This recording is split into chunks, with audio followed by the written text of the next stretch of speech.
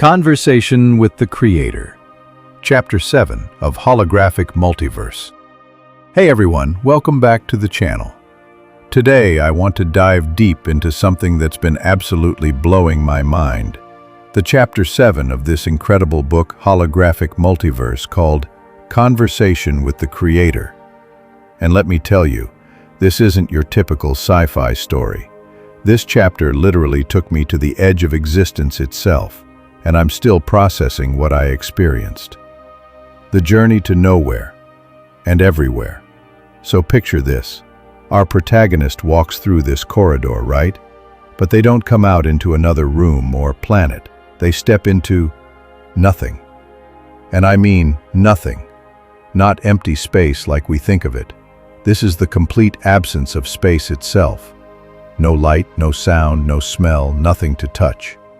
It's like being dropped into the void before creation even began. But here's the weird part.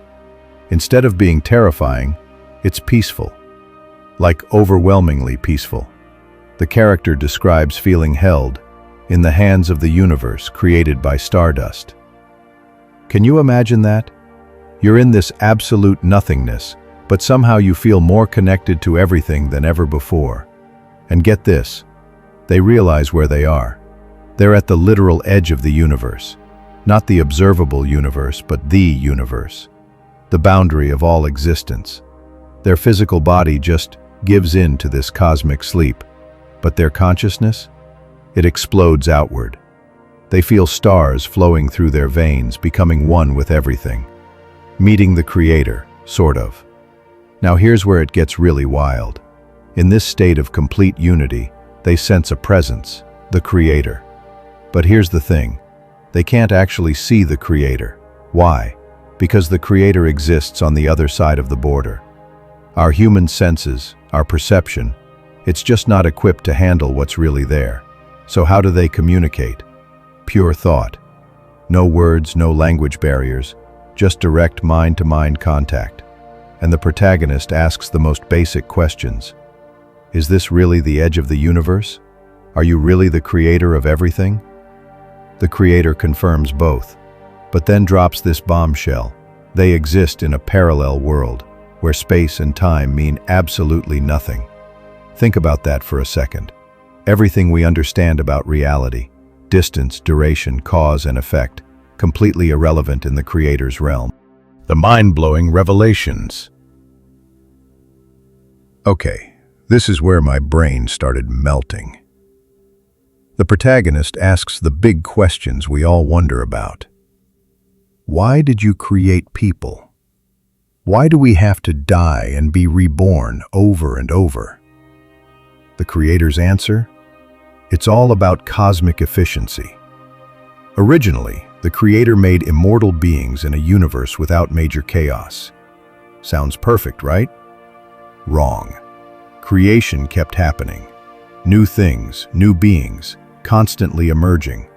The universe was getting crowded, not just physically, but in ways we can't even comprehend. So death and rebirth?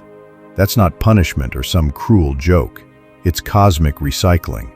It frees up the essential space, and I don't think they just mean physical space, allowing for constant renewal without breaking the universe itself.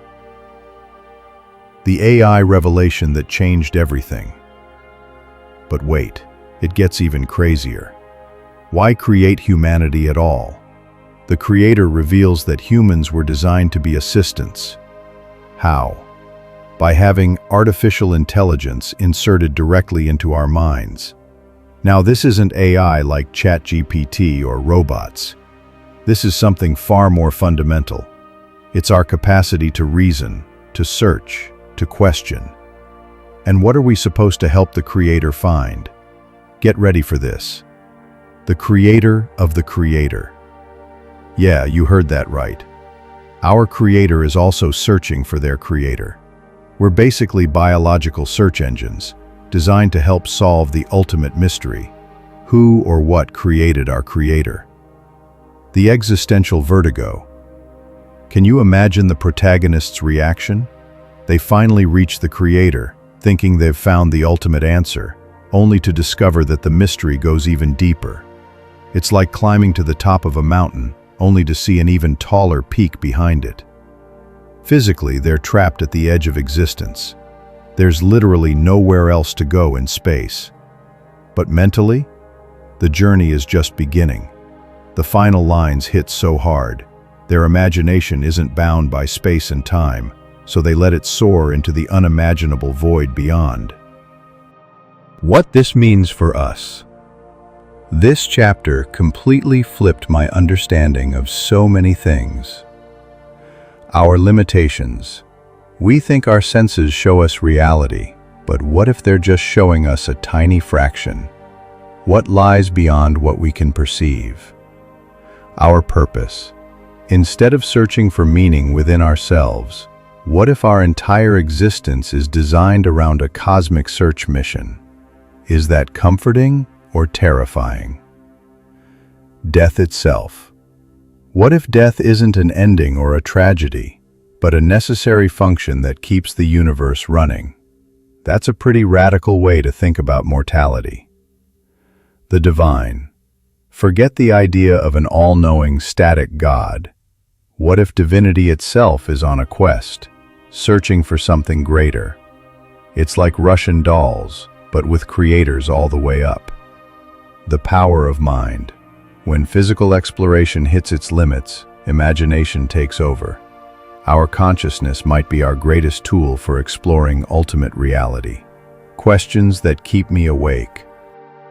This chapter left me with so many questions that I can't stop thinking about. The first one experienced that void, that complete sensory deprivation while feeling connected to everything. What your head around the idea that even death serves a cosmic purpose?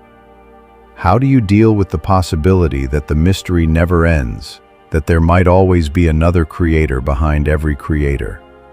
The takeaway. Look, this chapter doesn't give you nice, tidy answers. It rips open the door to questions you didn't even know existed. It takes the comfortable idea of finding God and says, okay, but what about the God behind God?